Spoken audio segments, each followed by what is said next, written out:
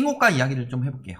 요즘에 그런 이야기들 많죠. 아파트 실거래 신고가, 이것은 자정거래일 가능성이 높다. 물론 근데 또 반대 측 의견에서는 아니다, 단순 변심이다, 혹은 중복거래 취소다, 혹은 중개사의 실수다, 자정거래는 없다 라고 이야기하고 있는데, 유명한 스타 조합장님께서 부동산에다가 직접 거짓 계약서를 보내면서 자정거래를 유도한 정황이 나타났고, 그런 부분을 봤을 때 어때요?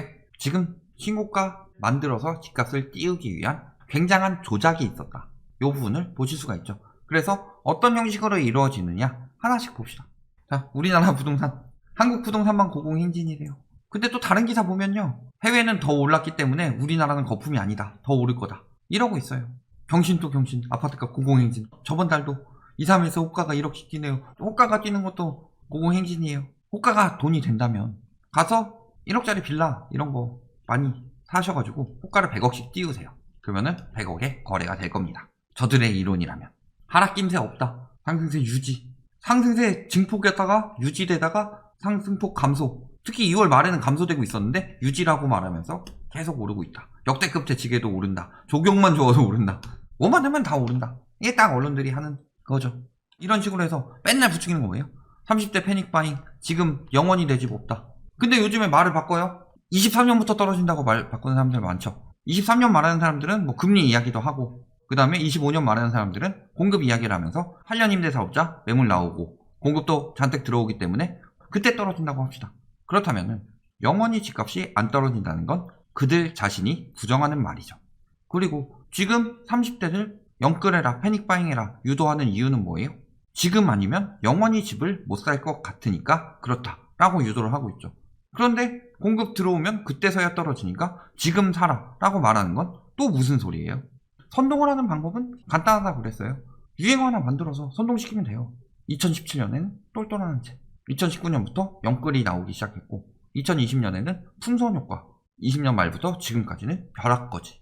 계속 신조어를 만들어내면 퍼뜨리기 되게 쉽잖아요. 이생진망 뭐 이런 것들 유행어를 만들어서 계속 퍼뜨리고 있다. 그렇다면 효과는 당연히 나타나죠. 그러면서 유명인들 갖다가 써놓고서 하면은 그런 것도 굉장히 통하죠. 예를 들어서 담배는 몸에 안 좋아요. 그런데 뭐 과거에 사람들의 우상인 뭐 제임스 딘이나 비트 영화 이런 거 보면 막 되게 잘생긴 정우성이 담배를 피고 있어요. 그러면 되게 멋있어 보이죠. 그러면서 따라가는 사람들도 생기게 되죠. 안 좋은 것이라는 이미지에서 멋있는 사람들이 즐기는 기호식품의 이미지로 바뀌게 되면서 말 한마디, 이미지 하나에 사람들이 얼마나 선동이 되느냐, 이런 부분을 계속 언론에서 보여주고 있는 거죠. 영원히 못 살까봐. 그렇죠. 그러면서 구매 비율은 계속 올라가고 있다, 영끌 세대. 자, 그런데 시세 조작 정황이 포착됐습니다. 신고가 거래 후 취소 비율 가장 높은 상위 15개 기초 지자체. 어이구, 엄청나죠. 거래되고 취소하고 다음날 또 신고가 찍고 이런 형식으로 막 진행되고 있죠.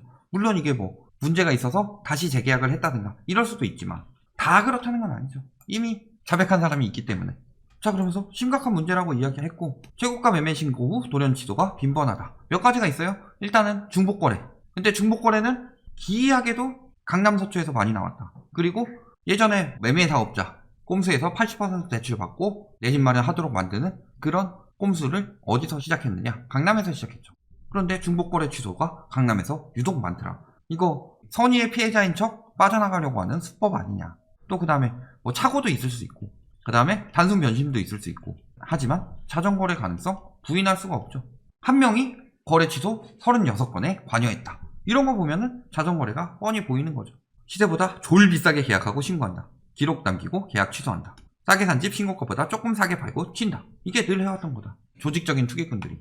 그래서 집중 조사한다고 했죠. 3,700건, 요거 순수 해제권 대비 16.9%. 중복거래 없는 해제권에서 신고가 이만큼 파악됐다. 이거 다 잡아내겠다. 3개월 동안. 저번 달부터 5월까지. 그렇다면은 적어도 자전거래 하긴 힘들겠죠. 근데 취소권만 잡으면 안 돼요. 지금도 할 수 있어요. 계약해놓고도 취소 안 하고 버티면 돼요. 잔금일자를 한 4~5년 정도로 밀어놓고 계속 버틸 수도 있다. 잔금일자가 지나치게 길다, 이런 거래들도 자세하게 조사해봐야 되겠죠. 거래 분석원 나오면 그거 꼭 해봐야 되죠. 거기다 뭐예요? 담합. 이 시간 이후로 10억대로 내놓으셔야 맞습니다. 이렇게 얘기해놓고 본인은 9억 9천에 팔고 빠져요. 대부분 집값은 노력과 담합으로 상승합니다. 나오고 있죠? 어떻게 담합해요? 우리 집 금액. 요거는 양호해진 거예요. 단속 들어가니까 양호해져서 이거 그냥 정보만 올린 거다라고 이야기하려고 실거래가와 매물가 이런 식으로 올리죠. 근데 보면 어때요? 신고가 거래 소식 공유합니다. 중저층 매물이 18억에 거래되었습니다. 17억대도 금매 수준이니까 우리 단지도 17억대 조만간 나올 거다. 자, 근데 첫 번째 28억 거래는 진실일까요? 이것을 자전거래로 띄우는 거죠. 그래갖고 인근 단지를 이렇게 띄운다. 그러니까 천 의원님 그분이 울산 16개의 거래 중에서 11건이 신고가였고 한꺼번에 또 전부 취소됐다. 근데 그거 결국에 알고 보면은 통매각했다가 빠진 거였죠. 그렇다면은 그런 걸 잡아내는 게 아니에요. 자전거래는 그렇게 허술하게 들어가지 않아요. 한두 건 가지고 엄청나게 띄우는 거예요. 그리고 주변에 영향 줄 수 있는 단지들 봤을 때 선도 단지면 더 좋고 비슷비슷한 단지들 저기가 저렇게 나왔어? 그럼 우리도 다 같이 올리자. 이런 식으로 해서 조직적으로 움직이고 있다. 그러니까 자전거래는 저기 거래 취소가 몇 건 안 되는데 일종의 대부분 뭐 이것 빼고 저것 빼고 하면 신고가 거래 몇 건 안 되는데 그 몇 건이 굉장히 위험하다는 거죠. 굉장히 시세를 교란하는 거고 거기다가 밑장 빼기까지 하죠. 하나씩 추가되고 있는 거예요. 첫 번째 자전거래로 한 신고가 찍어서 한 18억 찍는다.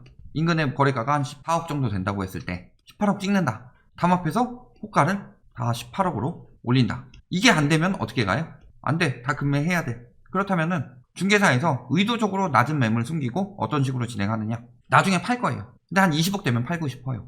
이때까지 존버하려는 투기 세력들이 있다. 그렇다면은 한꺼번에 안 오르니까 차근차근 오를 것이다. 그러니까 호가 18억에 내놔라. 문제되는 거 없지 않냐? 18억에 내놓으면은 내가 다음에 지금 14억 마지막 거래지만 한 사람 17억에 거래시켜주겠다. 혹은 다 호가 19억씩 내놔라. 18억 거래해주겠다. 그렇다면 요 자전거래한 거 취소하더라도 18억 실거래가 남으니까 어차피 1억 요것도 남지만 두 건 거래됐다고 나오면은 19억, 20억 올라가는 거 금방이지 않겠냐. 그러니까 20억에 팔 사람들 지금 호가 19억에 내놔라. 내가 18억에 실거래가 띄워주고 그 다음에 또 19억에 실거래가 띄워줄게. 이런 형식으로 밑장 빼기 들어가고 있는 거다. 이게 수법이에요. 지금도 공인중개사법 위반 혐의로 벌금 50만 원. 벌금이 너무 약해요. 근데 특정 가격 이하로 부동산 거래하지 말자는 게시물을 부착한 혐의로 재판에 넘겨졌다. 아파트의 가치를 하락시키는 모 부동산을 이용하지 말자. 현수막을 내걸었다. 이게 50만 원으로 되냐고.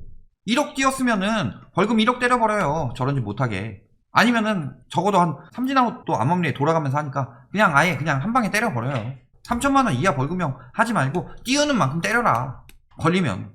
공인중개사의 업무를 방해한 게 아니라 시세를 조작하려고 했던 조작 세력이다. 자, 그리고 거짓 정보도 흘리죠. 전주시 공공이청사 시대 열린다. 거짓 정보 흘려서 투기 부추겼죠. 그래서 부동산 시장 과열과 시민 피해가 일어났다. 전주 에코시티 장난 아니었죠. 그게 한둘 사람들의 매수 심리가 몰려서 그게 된 것 같아요. 조직적으로 움직이기 때문이다. 전주뿐만이 아니라 걸린 거고, 전주는 너무 과하게 해서 걸린 거고 엄청나게 많다는 거죠. 그러니까 분석원 만드는 거예요. 근데 불법을 잡으려고 그 당시에 배트맨이 하고 있으니까 시민들한테 맡기지 않고 경찰서 배치하겠다 하니까 쪼커가 와가지고 왜 사람들의 자유 행위를 방해하냐고 말하는 거랑 뭐가 달라요. 거기다 분양가 띄우기. 예를 들어 여기 인근 가격이 5억 정도 한다고 칩시다. 여기도 5억에 분양하느냐? 아니면은 인근 5억 하고 있는 것들 1000세대 들어온다고 해봅시다. 두 건 거래해서 6억으로 띄워줘요. 여기가 6억인데 우리도 담합하자. 6억 호가 다 6억으로 올려버리고 한두 건씩 거래 막 나오고 하겠죠. 한 몇 달 전부터 작업 들어가죠. 그러면은 얘를 5억이 아니라 6억에 분양할 수 있게 되죠. 허구 고분양가나 분양가 상한제 안 걸린 지역이라면 걸렸어도 6억 정도는 커버되는 데도 많고. 그럼 어떻게 돼요? 1000세대짜리 6억에 거래하면은 여기서 2억 손해받더라도 여기서 1000억을 이익 볼 수 있죠. 건설사들이 쓰는 수법이다. 개인 법인이나 다른 사람들 이용해서. 그리고 요 2억도 예를 들어서 다 6억 거래했는데 5억 5천에 팔아봐요. 양도세 낼 필요 없죠. 6억에 샀다가 5억 5천에 파는 거니까. 계약서만 6억으로 써요. 가격 안 떨어지게. 1억 정도는 다시 회수 가능하죠. 999억 이득이죠. 개이득. 언제든지 잡아낼 수 있죠. 이게 2019년 8월 분양인데 8월까지 오르다가 9월 되고서 뚝 떨어지죠. 여기도 언제예요? 2020년 3월 분양하는데 3월까지 쭉 오르다가 갑자기 정체되면서 하향으로 전환하죠.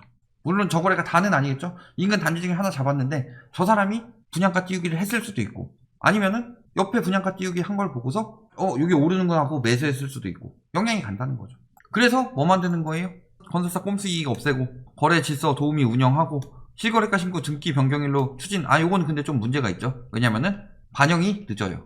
부동산 불법 거래 행위 신고하면 포상금 받고 분석원 법안 나오고 있다. 부동산 거래 분석원 그 전에는 뭐라고 그랬어요? 감독원이라고 했죠. 금융감독원처럼 불법을 잡아내겠다. 그랬더니 불법을 잡는데 안 된다 라고 하고 있는 이유 뭐다?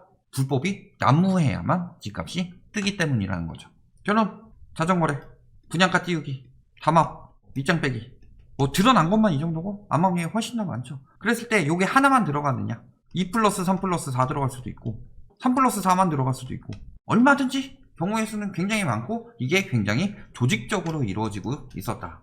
조직적으로 이루어질 수밖에 없죠. 원정 투기 들어가는 인간들 보면은 버스 타고 가가지고 한 명이 바람잡이하고 다같이 우르르 몰려가서 사고 할 때도 우르르 호가 올려서 우르르 팔고 빠지려고 한다. 늘 그래왔었는데 조직적인 움직임이 안 나올 수가 있나요?